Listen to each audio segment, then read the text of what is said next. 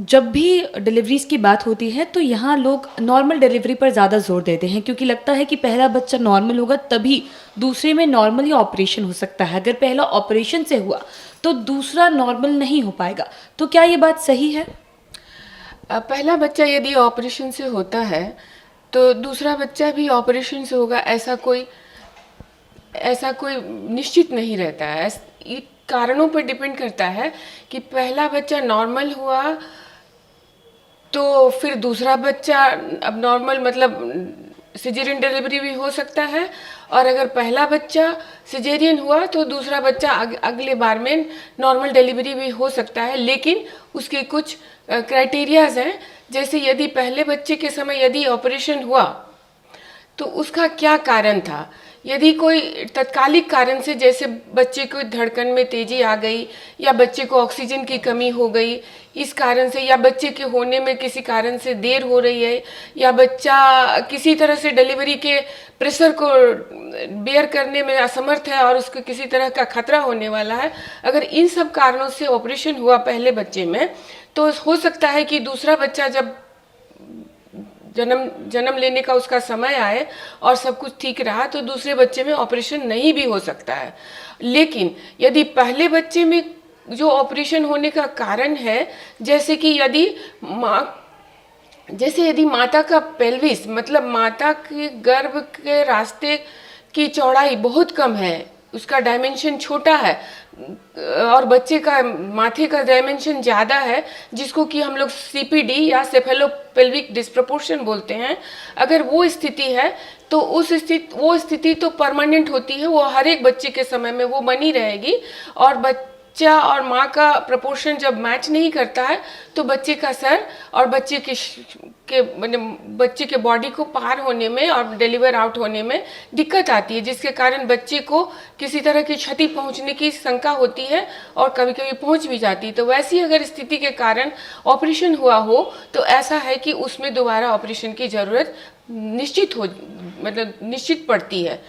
परंतु जैसा कि मैंने अभी आपको बताया, यदि ऑपरेशन होने का कारण कुछ तत्कालिक है, कुछ मेडिकल कारणों से ऑपरेशन हुआ है, या बच्चे के धड़कन में तेजी आने से, या बच्चे को ऑक्सीजन की सप्लाई कमी होने के कारण तत्कालिक ऑपरेशन किया गया हो, तो उस तरह के सिजेरियन के बाद जब दूसरा बच्चा डिलीवरी होने की ज़रूरत हो सकता है कि यदि दोनों बच्चों के बीच में समय का अंतराल अच्छा हो, कम से कम 2 साल से ज़्यादा हो, 1.5 या 2 साल से ज़्यादा हो, और जो अंदर टाँका पड़े हैं वो मजबूत हो गए हों, तो नॉर्मल डिलीवरी हो सकती है। जी। ऐसी कौन-कौन सी परिस्थितियाँ होती हैं जहाँ नॉर्मल डिलीवरी बिल्कुल भी एक ऑप्शन नहीं है? एक आपने बताया कि अगर जिस रास्ते बच्चा आता है उसकी चौड़ाई काफ़ी कम है, तो वैसे केस में नॉर्मल डिलीवरी नहीं होगी। लेकिन इसके अलावा और ऐसी कौन-कौन सी कंडीशंस होती हैं जहाँ पर नॉर्मल डिलीवरी नहीं हो सकती? धन्यवाद सौम्या। बहुत सारे ऐसे कंडीशंस हैं जिसमें कि नॉर्मल डिलीवरीज नहीं हो सकती हैं, जैसे कि अभी हमने बताया कि यदि माँ और बच्चे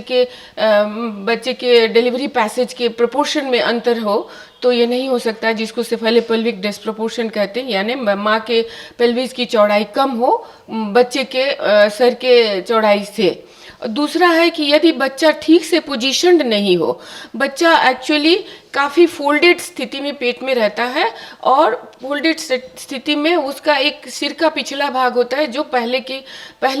बाहर आता है। अगर बच्चा कुछ अच्छी तरह से फोल्डेड ना हो, या उसकी पोजीशन आड़ी तिरछी हो, या बच्चा उल्टा हो पेट में, तो उन स्थितियों में ये ज़रूरी हो जाता है कि बच्चे को ऑपरेशन करके निकाला जाए। कभी कभी होता है कि बच्चे की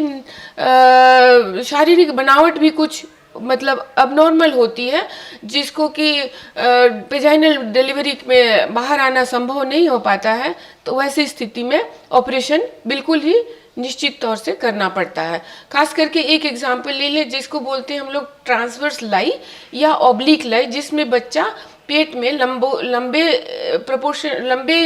स्थिति में ना रहकर आड़ा आड़ी रहता है, यानी ट्रांसवर्सली सिचुएटेड रहता है, उस स्थिति में या तो उसका मतलब जो पैर से आना चाहिए या सिर से आना चाहिए, दोनों संभव नहीं होता। वो पीठ से आने की स्थिति में कभी भी बाहर नहीं आ सकता। तो वैसी स्थितियों में ऑपरेशन करना बिल्कुल ही लाजमी हो जाता है, उसके अलावा कोई दूसरा रास्ता नहीं है। अगर उसमें नॉर्मल डिलीवरी की कोशिश की जाती है तो डिलीवरी फेलियर होता है, बच्चा पेट में ही नुकसान हो जाता है, उसके कभी कभी हाथ